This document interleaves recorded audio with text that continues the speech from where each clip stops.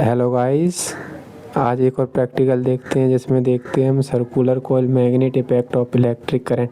जैसा कि देख सकते हैं टेंजेंट गैल्वेनोमीटर है, ये देख सकते हो एक स्टीवार्ट लगा हुआ है। इसमें दो होंगे, एक तो वन वे डायरेक्शन। अब जैसा कि अब इसे हम करते हैं, ये वन वे डायरेक्शन में हो गया।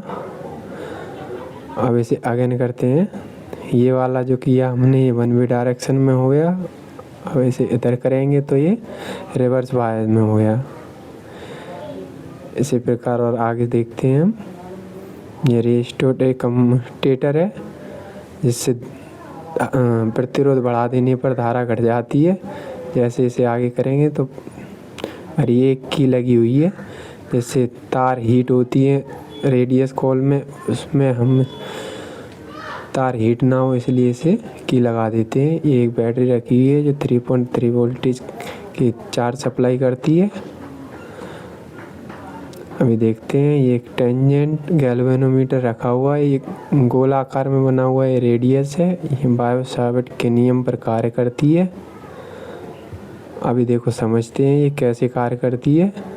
इसमें आप देख सकते हो ये बीच में सुई लगी हुई है।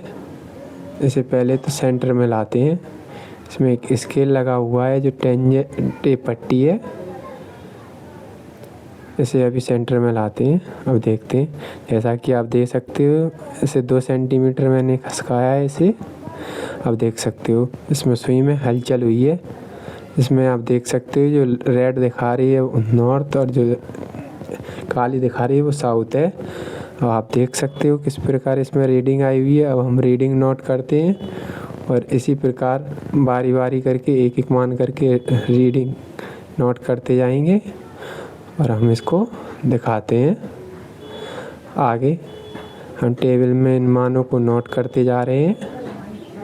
इसी प्रकार देखते हैं आगे, एक बार वन वे ऑफ डायरेक्शन में देखेंगे, एक बार रिवर्स में देखेंगे। तो हमने वन वे ऑफ डायरेक्शन में देखा, अब रिवर्स में करते हैं इसको। रिवर्स में करने के लिए हम जी टाइप ऑफ स्टीवार्ट को घुमाएंगे। इसमें अब ये हमने वन वे ऑफ डायरेक्शन के लिए कर दिया। इसमें देख सकते हो आप दोनों में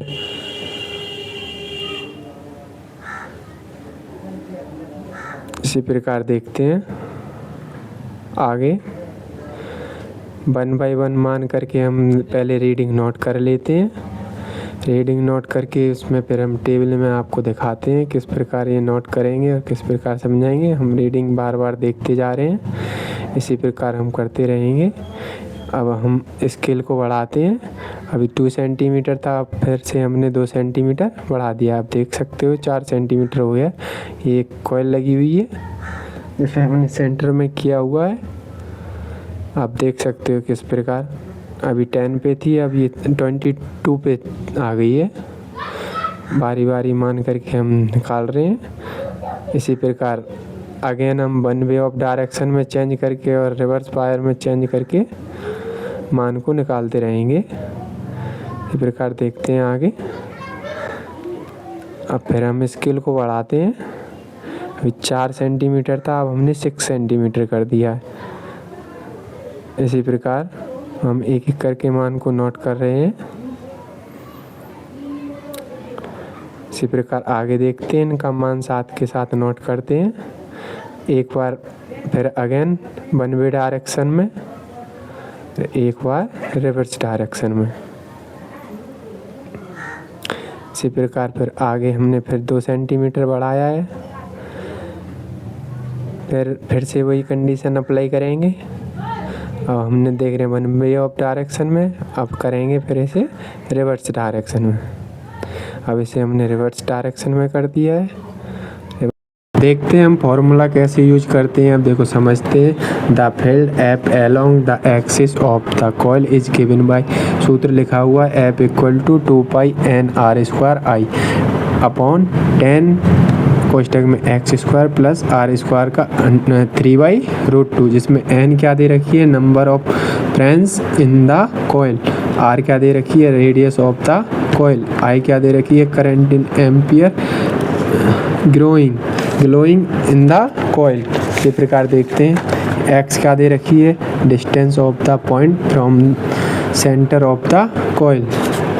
आगे समझते हैं ग्राफ की मदद से। टेबल में हम देखते हैं टेबल किस प्रकार दी हुई है। अब टेबल में दे रखे हैं, इसमें मान दिए हुए हैं distance of needle from the centre.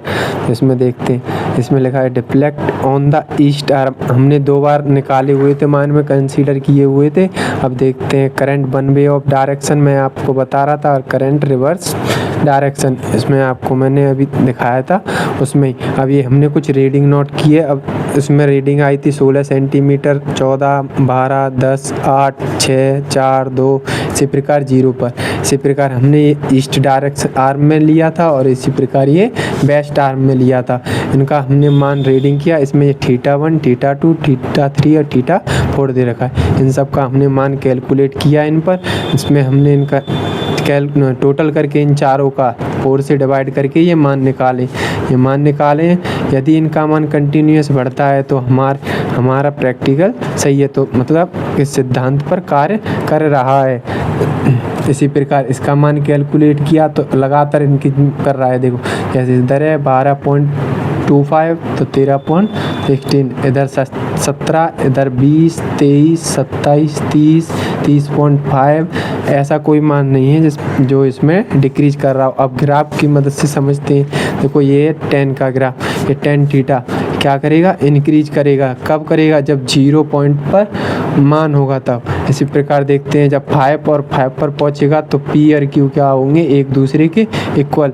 जब 0 पे होगा तो क्या करेगा, ग्राफ इंक्रीज करेगा। उसके बाद क्या करेगा, लगातार डिक्रीज कर रहा है। जैसे कि हमने अभी टेबल में भी देखा था, ये 0 आया था तो 0 पे 30.75, तो ऐसा मान कोई नहीं है जो इससे बड़ा हो। 30.75 सबसे बड़ा है। इसी प्रकार यहाँ भी 30.75, ये 30.5 है। ये लगातार डिक्रीज कर रहे हैं, तो इसका मतलब हमारे ग्राफ में ये लाई कर रहा है।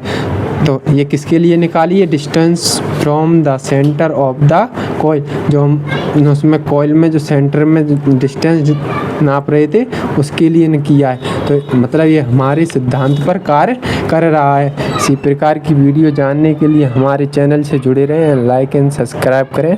Thank you.